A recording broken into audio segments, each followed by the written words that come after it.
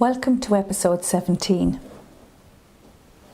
Starting today's programme, Herbert recounts the buildings and people who comprised the village of Murroe in the early 20th century. Herbert starts at the upper part of the village, the Monument Cross, and stops at the Valley Inn, the church, the post office, the Muncher Nachira Hall, and finally finishes at the entrance to Glenstall Abbey. The barracks as we see it today, I remember when the foundations were being dug in 1944. I remember particular men even working on the digging of the foundations. Paddy Power of Glenstall, Ned Power, a number like that. It was finished building within a year, and then it was opened after that. Previous to that, the barracks was in Abington, in Burke's house, in front of the Protestant church in Abington. And previous to that, it was going into Glenstall across the road from Brian Whistler's. The barrack was built and finished, ready for occupation around, I think it was 1945. Sergeant Oban anyway arrived with his family from Roscommon at League, and the family were young. And all the Dayton family, I think, and they were all born before they came here, except one, the youngest, Greg, who got killed in a car crash afterwards. There were no houses opposite the barracks at that stage. That was the famous field where all those houses are there now. That's the famous field where the famous priest from Cork, Father Matthew, addressed the crowd of Murroe before then O'Connell arrived to address them up in Upper Capnahanna. And he addressed them from Moore's Field at this side of the road where there was a higher level, and he addressed the crowd down in the field. Oh, they're all new, all those houses, and that's all built in my time. Even Bobby Cusick's house across the way there wasn't there that time. Englishes lived down near your house there. And as far as I know, John English was a nephew of the Dundon family, and that's how the Englishes moved in here then later. As far as now, there were three ladies living there at one time when I was going to school. As far as I know, there were three sisters. Certainly two of them were. That'd be about all I know of them. They had a small shop. And then Sean English came in. Across the road, then in the early 50s, we had Rhodey Ryan, who lived halfway down the village on the right-hand side below the present post office. He arrived in Murroe. He used to repair bicycles and all that kind of thing. And then eventually his son, Thomas, moved up here and bought a site there and built a house. That was Thomas Ryan. Thomas then later sold that and moved on and built the 2 Mile Inn, and eventually bought the Limerick Inn. That'll be the story of that, and Thomas is buried over here. The new houses here then were built a few years later. I always remember in his retirement, and before he retired, Guard Whiteside was one of the original first guards here after we getting our independence. In the early 30s he arrived. He was a Roscommon man as far as I know. He was a borderman. Interesting about Whiteside, he told me himself, he did the exams for both the RIC and the Garda here, and even though the pay was less, his parents encouraged him to join the Garda. So that'd be an interesting thing, because he lived only across the border. You had the Power family then moved into it, and you had Dennis English then moved into a section of it. Well, the houses here in front of the Valley Inn, the opposite side of the road, they're known as detached cottages. The late Paddy Fitzgerald, who is now dead almost for 20 years, I suppose, he was a real driving force in our local community council when the first of the community council started. He was also chairman of Abingdon Creamery. He was the driving force in getting Father Bowen, who was the original man from County Clare that built all these thatched cottages in various different places. And he would have been the man that gave the go-ahead for these and got the grants. So I was at a couple of committee meetings with Paddy in the initial stages. They went ahead anyway through Paddy's driving force and the local community council, and in later years I understand that they are now privately owned, but to true part of Mohan. Across the road then we have the Valley Inn. Well, the Valley Inn has a long history going back to nearly 1800. Connor's family that lived there, 3 generations at least of them. And eventually the last of the Connors was a Miss O'Connor, and she married a Mr. Murphy, Pat Murphy from Clare. And Murphy was there then up to about 1954 or 5, and then he died, and she sold out. And Tom Ryan's father bought the place at that time. And there was all the land at the back of the houses here would have been part of that farm, nearly over to the 5 roads. Down the hurling field would have been part of it. Across the way here, first of all, after moving away from the Valley Inn, you had a little shop run by a Mrs. Johnson. She was O'Donovan. She'd be the same O'Donovans roughly as Jack Donovan and John Deere that lived above and the front lodge going into the install at one time. She was married to Johnson, who lived below at Clonsingle Bridge. Did you ever hear of him? He was an accountant or a solicitor or something. He used to cycle into Newport Church dressed in morning dress on a bicycle during the war years and all that. Anyway, that was his wife. Behind the shop then, it was a butcher shop, and then it was a shop for various years by different people after that. Behind it is the hurling field, now the hurling field. I remember it growing oats in 1952, because I cut the oats there for Mr. Murphy. But it was sold to the hurling club by the next owner of the Valley Inn, and that was Joe Ryan, back in the 50s, and it was opened officially in the mid-50s, and serves the community since. Across the way here, between here and the hurling field, also were 2 houses, single-storey houses. One, Paddy Wickstead and his wife. To the left lived Tom Hayes and his sister, who was a gamekeeper in Barrington's time. He had some land above in the park. I suppose we come across the road here now to the church. The church, they started building it around 1905. All I do know is my grandfather was a land steward for Barrington, and himself and 3 men were sent over from the farmyard to lay out the ground, the site. My grandfather was sent over with 3 men to lay out an area of ground for the new site, for the new church. And I know for a fact his strict warnings was to spare no ground, to move back as far as they wished, so that there would be plenty room for parking in front of the church. And I do also know when the foundations were half dug, Sir Charles came down to see it, and he was very disappointed they were building the church so close to the public road. But that time, of course, there was only the horse and trap and people walking, so you didn't see the need, I suppose, for a parking area. Next house lived the family of Moores. They'd be established here for about 4 or 5 generations. They came in as tradesmen in the building of the castle, first the Moores. Next to them, you had a thatched house now where that small little copper beaches. There was a little thatched house there, and Mrs. Fitzgerald lived in it, a sweet shop. She married a Nicholas man, and then the Nicholases that owned the Black Swan and a couple of pubs in Limerick, because they were all born 4 generations ago, 5 generations ago. Next then you had the post office. Per Collins owned the post office, and he died in 1944, the same year as my father.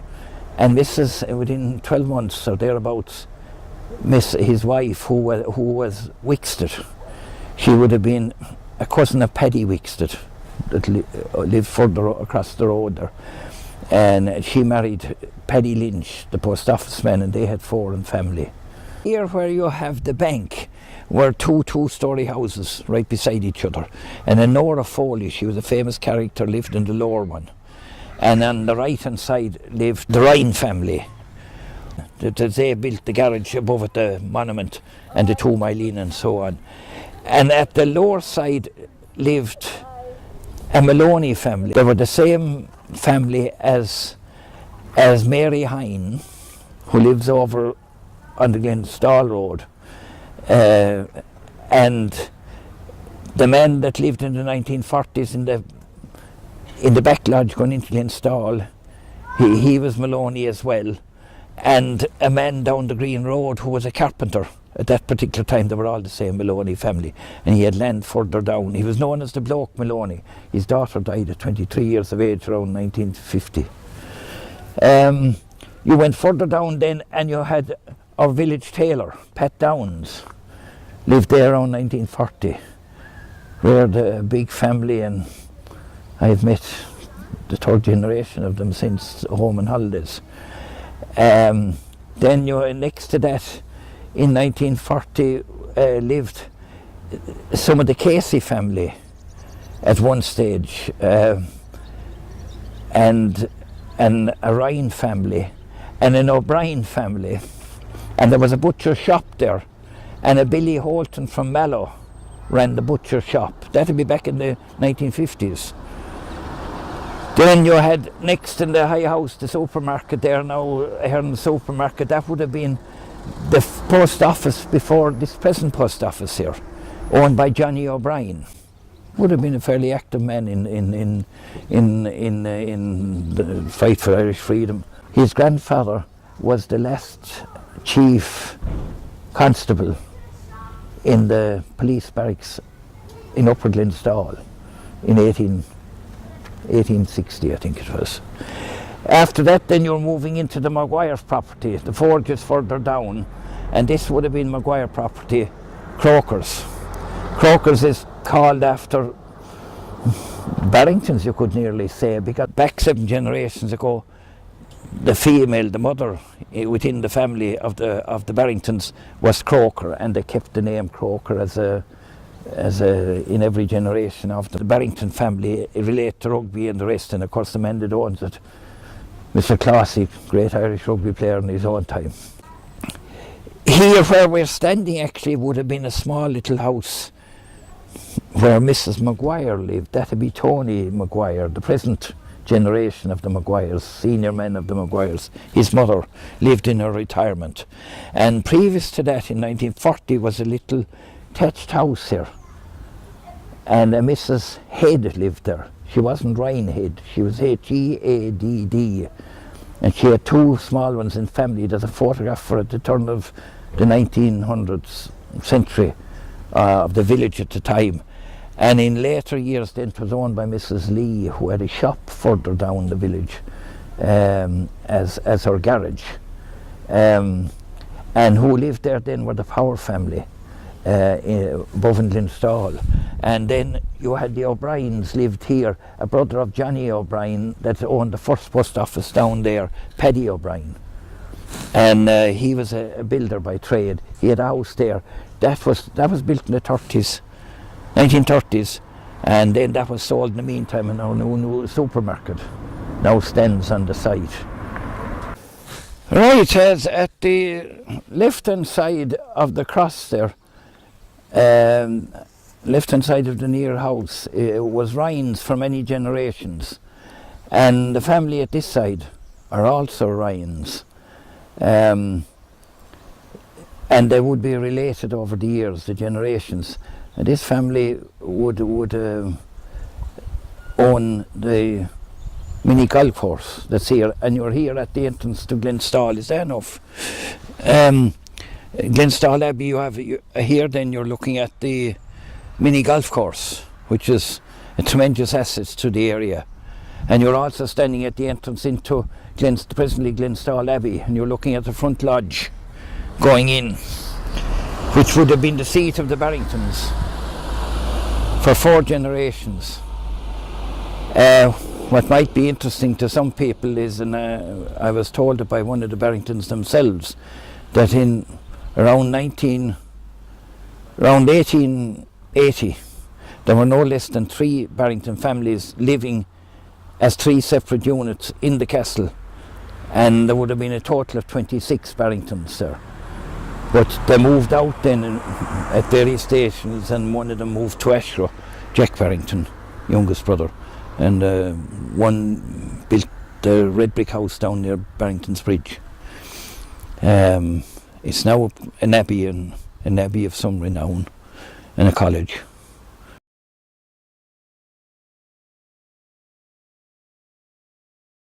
Michael Quirk recently paid a visit to Glenstal Abbey to meet Father Simon and to see his honeybees in action. Today is August the 9th and we're here in the grounds of Glenstal Abbey to take a look at some individuals who work really hard. That's the honeybees. Father Simon is the beekeeper of Glenstal Abbey, and he's kindly agreed to show us what's going on in the lives of the honeybee at this time of the year. So if you just come with me, we'll go and meet Father Simon. Thanks, Father Simon, for taking the time to show us what's going on in the beehive. It's a pleasure, Michael, and we have a beautiful day for a change to see them, and I hope they're behaving. The last I was here they weren't, so hopefully today they are, so let's go see. And they're close to the Abbey? They're close to the Abbey, right behind the Abbey, in a secluded spot under 2 beautiful eucalyptus trees. Okay, so let's go. Let's go. What's happening at the moment, just as I have 4 or 5 hives here. And this is the 9th of August. 9th of August. And really the beekeeping season is almost over at this stage of the year, because there's virtually no nectar left to collect. The main source of nectar in Glenstal there's a source in April, May, from the trees, sycamore, chestnut and apple and hawthorn, all those flowers. And there's a flow of honey from those early in the year, which produce a delicious dark honey. That's sycamore and? Sycamore, chestnut, any trees that produce. Trees are the main source in the early part of the year, the blossom. Okay. So you can get honey from that, but very little, because my bees really wouldn't be built up adequately, the numbers wouldn't be adequate to make much of that. But we do, depending on the weather, we get honey from that. Then there's a huge gap, called the June gap, when there's no flowers out. And the bees are in danger. If they haven't got much honey, they can starve. You've got to be very careful to watch them in June. So what would you do if there wasn't? You'd have to give them a feed. Okay, make sure they have enough of sugar syrup. You'd make up some sugar syrup and give it them to feed to make sure they didn't die. So then in the last weeks of June and the beginning of July, the first 2 weeks in July, the crucial period of the beekeeping year in Ireland, because that's when the bramble is out and the clover is out. And the clover head consists of multiple little flowers, and each one of those little flowers is producing lots of nectar. So if you get fine weather in the first 2 weeks in July and your bees are strong, many of them, then you can get a crop of honey. The first 2 weeks in July, in my experience, tends to be wet, windy and unsuitable for bees. Certainly this year. Okay. And so it's very difficult, unpredictable, the harvest you get from your bees. Okay. Now there is then that's virtually over now. They're cleaning up. They're doing a bit of cleaning up work. They're working quite hard. They're coming in and out. This first hive certainly. There is still a bit out, but not much. And then there's another gap, and then the heather comes out on the bog. Yeah. And I'm thinking this year I might take one of the hives to the heather, the ling heather on the bog. And would they not get to the bog from Glenstal? They wouldn't reach the bog. No, it's too far. You see, the whole part, if a bee has to fly too far for its supper or for its food, then it uses all up on the way back. Yes. So there's an economics involved in this, that they just, because they fill up their stomach with honey, and they use enough to get them home. Okay, right. But if they say, and very, so 2 kilometres would be the yes, or most really I'd say 2 kilometres, and especially if they're fighting a wind and anything else, it can be more draining of their resources. Yeah. So, but I might take one to the heather just because it's produce a really rich, dark honey, which is very delicious. But the bees get very antsy, very difficult. They don't like working on it because it's a very thick honey, and they get irritable. Right. And inclined to sting much more on the heather. So one has to be careful. So just to understand that, so you can lock up the door of the hive there. I can put them into a van and take them away. I've done it before, and some of you may remember a brother Finian of old who was here. Yeah. He actually worked on the water scheme Glenstal water scheme years ago. Brother Finian Moran, he left, but he and I took bees to the bog one year. And I remember over near Ballyvoreen, the graveyard there, one of the hives we were lifting, it fell apart. Right. And there were bees everywhere, and we were stung on multiple parts. So it can be hazardous, so you have to be very careful that you close them down carefully and then rope them, you tie them down, Okay. But then you can move them, yeah. Because they look rather flimsy affairs. I normally don't, I have not normally moved bees because I normally try to close the bees down for the winter at the end of August because I was working in the school. And once the school starts, I hadn't got time to have much to do with the bees. But you might zoom in and you'll see they're coming in to land their great urgency, and their tails are down because they're weighted down with all the nectar they're bringing in. It's great to see them coming in, they're crash landing almost. Some of them aren't making the entrance because they're just way down with the honey.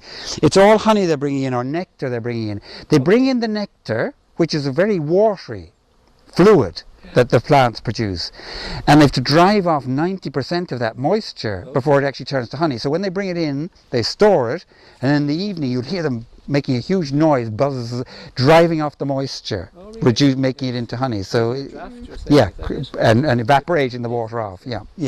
So that's what they're coming in now. So they're working at night time? They're working at night time. No, not all of them. There's a myth here that if you open up a hive, you'll find a whole lot of them in there, the ladies, because all the workers in there are women, as we know, females at least. There's a whole lot of them just sitting around doing nothing. There is this mythology about all the bees are hard working, that thing. But as I say, if you open up the top of a hive, you'll find a lot of them just moping around, might be one way of putting it, with little sense of urgency, while their other sisters are out working very hard. This is a difficult task. I come out here regularly to urge them to get out there and work quickly, because they'll have nothing for the winter unless they keep going. They'll be hungry. A bit of wisdom doesn't go amiss. Well, there's a very ancient tradition that you must tell the bees. You must talk to the bees. That's a very ancient tradition. That any important feast, that I have to come out here and tell them it's Christmas. Oh, right, okay. You go up to each hive and you whisper into lads, it's Christmas. Oh, right, okay. Christmas, and then at Easter, resurrection, and any other important events that might be happening. Okay. When our new abbot was elected, I came out and told them so that they'd know. So that things had changed. All right. Things had changed, and they'd want to know because it could affect them. Yes, okay. They're part of the community. They're part of the community. So in those hives there'd be 50 or 60,000 females, one queen only in each hive. We know there can only be one boss per household. Right. And if there is by chance more than one boss, there is a serious fight. Oh yeah, very serious. The queen bee, if two queens in a hive, one will sting the other to death. Oh my God. Yes, that's it. And the queen bee is the only bee whose sting has no barb on it. Right. So they can sting multiple times. Right. All the other bees, the other worker females, have barbs on their sting. So they sting you, they pull out their abdomen and they die. They're dead, yes. So the queen alone can sting multiple times. So if there's a rival in the nest, in the home, then there is a dogfight until one dies.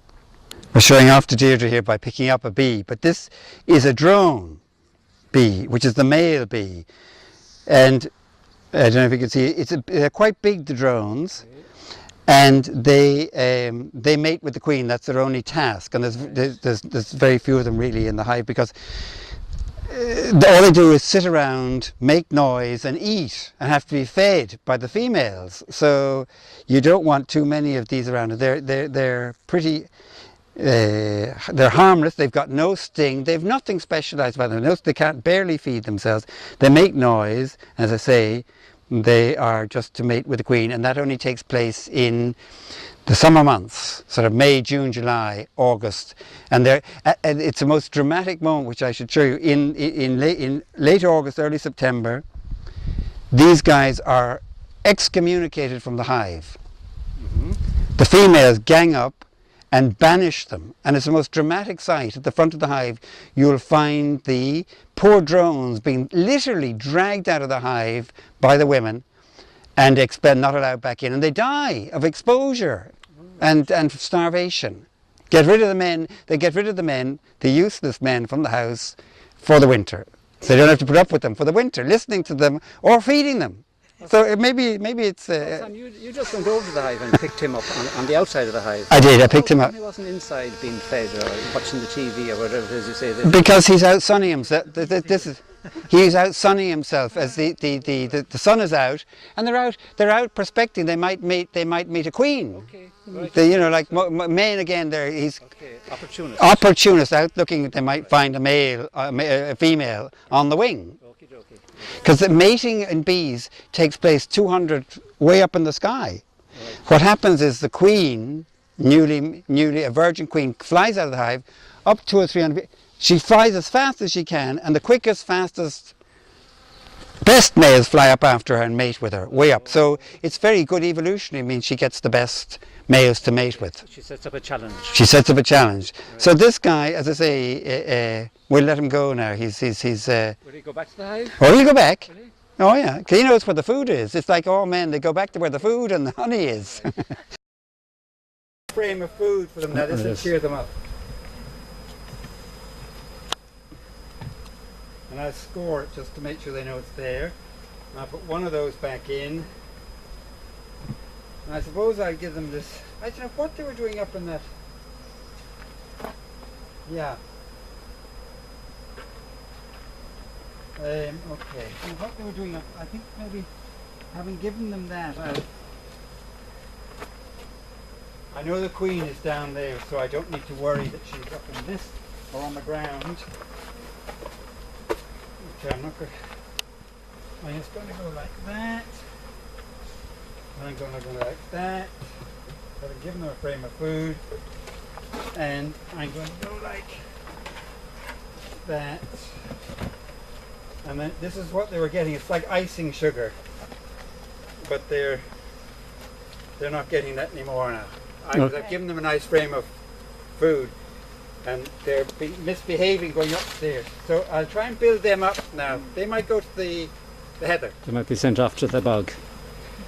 Okay, that's beekeeping in Glenstall, Act 1. In the off-season, the Murroe AFC ladies team are the only ones in action. On Sunday, the 12th of August, Murroe AFC's ladies team hosted Manola from Mayo in the semi-final of the FAI Murroe Junior Cup at Tubber, Murroe.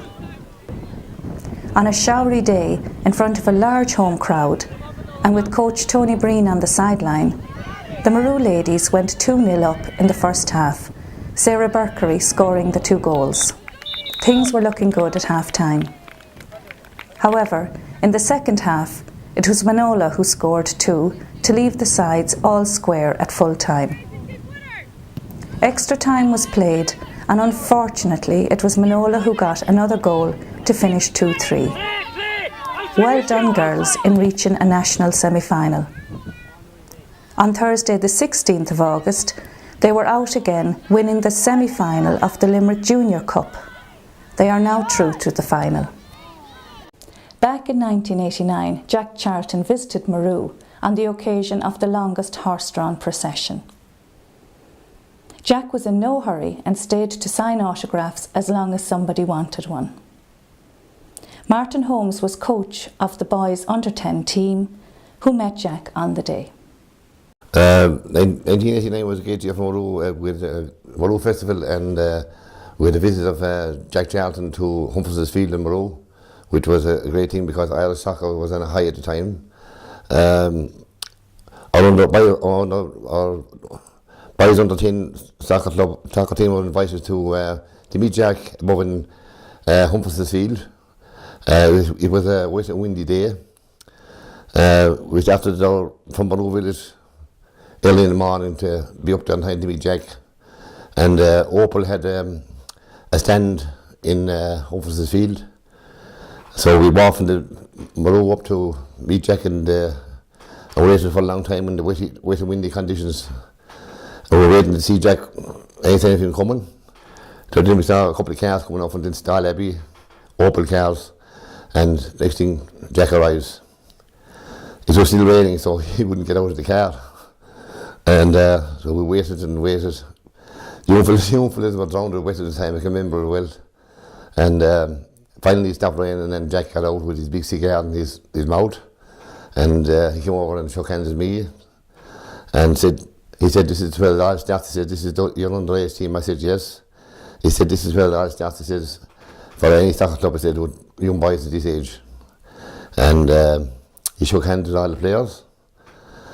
And the young fellas were delighted, and our captain, Michael Malley, presented Jack with a plaque on his visit to Murroe.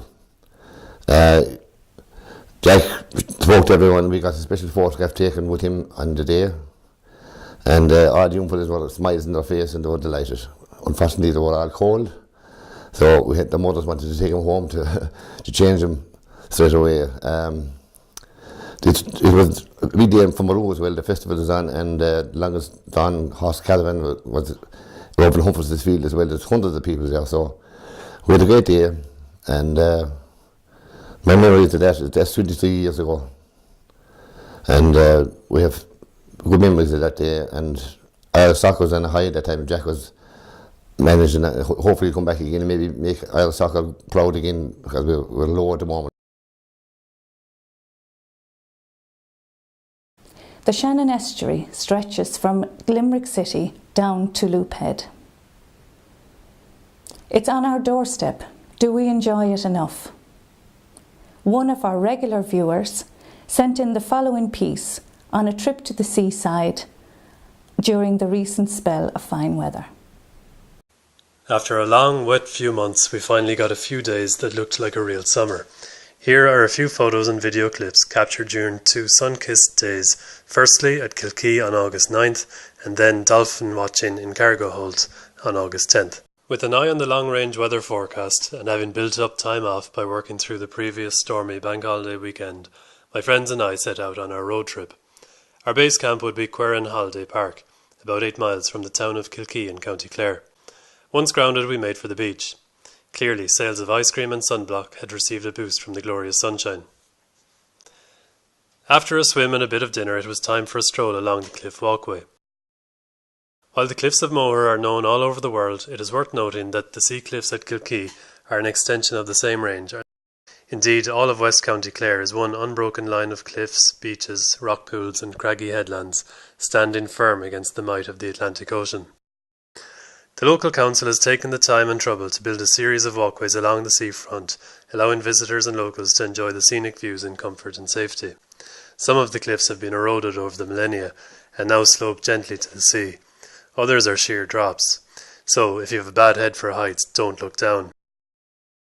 Here at Castle Head, there is a 50-foot drop. It's a favourite spot for cliff fishing. Mackerel, pollock and wrasse are caught here year-round, weather permitting of course.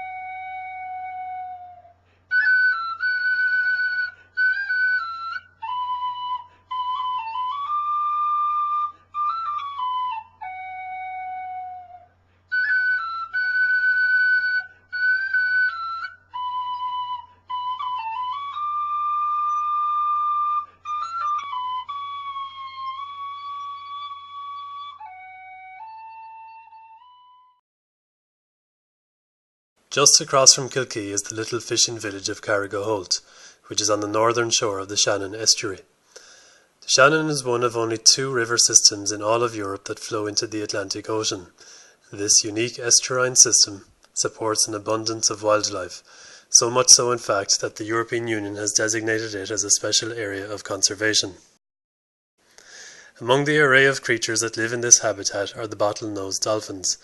These dolphins live exclusively in the Shannon estuary and do not go out to sea.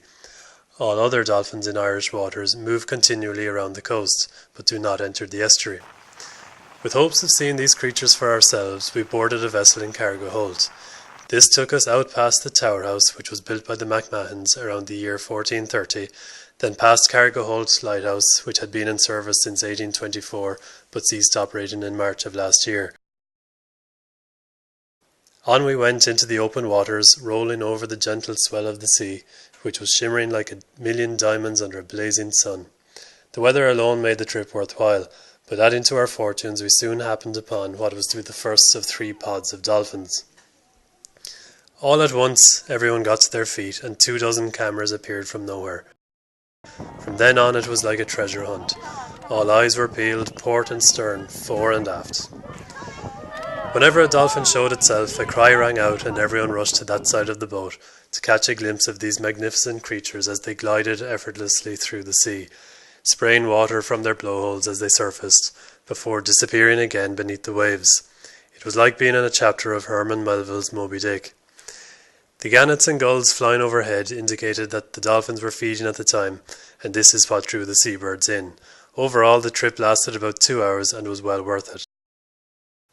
It was then time to board another boat for a spot of fishing, and head back out to sea, where we spent several hours and hooked some good specimens of wrasse, sand eel, pouting, mackerel, pollock, and cod. Having caught enough, we drove back up to Kilkee for a walk along the beach before nightfall. We were lucky to arrive just in time to catch a sunset that looked like molten gold being stirred in a furnace.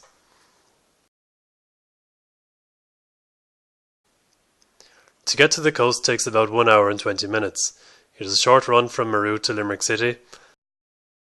From there, take the N18 to Ennis, and then take the N68 to Kilkee. From Kilkee, it's only a stone's throw to the village of Cargo Holt.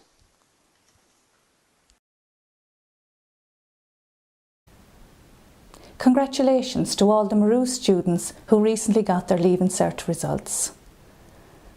And we finish episode 17 with Father Ryan's thought for the week. Well, I was down in Kerry for holidays there a few weeks ago with a few colleagues of mine. And we were in the Kinmare area, which is a beautiful part of Kerry. And of course the weather wasn't great. So one day we decided we'd go down to Castletown Bear and go from there across to Bear Island. Actually, that was a good day. So while we were waiting for the ferry to begin the journey over, which is a short journey, about a quarter of an hour, I was talking to 3 ladies who were living on the island, and of course they're coming back and forth to do this bit of shopping because there's no shop on the island. And the 3 ladies were married to 3 of the island men, and one of them told me that she met her husband, future husband, while working in Manchester, and they got married over there, and he was most anxious to come back home. But he never told her that they would be living on an island. And I said to her, isn't love a great thing? And she agreed with me. But she said after the initial shock, they settled down great, and she has enjoyed her time in the island, and they're very, very happy. I have been on the Blasket Islands a few times, especially the great Blasket Island, and it's a place that I'd love just to be there every so often. There's a mystery, a mystique about the place. I think the Irish word is driocht. And we're blessed and lucky to have people like Tomás O'Crohan, who wrote a book about the people on the island on Tillanach, now translated into English by an Englishman who lived on the island for quite some time, a man called Robin Flower. And it's a fantastic account of people who lived on the island during his time. He was born in 1856 and died in 1937, the year before I was born myself. So it was not easy living on a windswept island. And he talks about the kind of houses that they lived in, the school that they went to, and the fishing and the turf and the animals. and the bit of farming and so forth. But his account of the houses that they lived in is amazing, that people lived in such little hovels. They were no bigger than 8 feet by 10 feet, some of them. The bigger ones would be perhaps 12, 14 feet by 25 or 30 feet. Not only were big families reared in these houses, but they would also have the animals in, perhaps 1 or 2 calves at night, or a donkey and the dog. And imagine that now, all of them inside in the one little house with the inhabitants. And the hens wreaked havoc on the roofs of these little houses up in the thatch, rooting away. And every so often, of course, they'd make a hole in the thatch, and it was nothing new for an egg to be dropping down onto the floor or onto the kitchen table. And Tomas talks about the man of the house on one occasion about to take a slug out of a big mug of milk when suddenly this thing dropped from the roof, and they had to fish it out, and lo and behold, it was a little baby chick. So it's a long distance from that time and the kind of houses people lived in to ensuite rooms, to duvets, to fitted kitchens, to parlours, and, dare I say it, drawing rooms. And how they survived, I really don't know. And yet they were happy. They worked together and they enjoyed their time out there, but sometimes the storms in the winter would be extremely difficult to cope with. People often say that those who are reared in hill countries, places, that they must be very close to God. And I would make the point that these people certainly were very close to God. There's another lady, well known, Peg Sayers, who wrote her memoirs, An Old Woman's Reflections. And I think Peg, towards the end of this little book, sums up the kind of lifestyle that people had, and the problems and troubles, and the neighbours and the faith, and how they supported each other. By the way, Peg never saw her husband until the day she married him, and they had a great life together. So I'll finish by reading a little bit from Peg's book.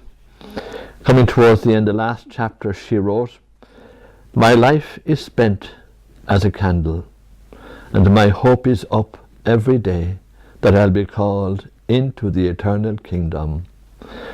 O God in heaven, my trust and my hope is fully in you. May you guide me on this long road I have not travelled before. But I have this much to say, that I had good neighbours. We helped each other and lived in the shelter of each other. Everything that was coming dark upon us, we would disclose it to each other, and that would give us consolation of mind. Friendship was the fastest root in our hearts." And the final sentence, "Pray for me, friends and dear people, that God will give me help for the long road." Banach de orif, Enish, agus i goni.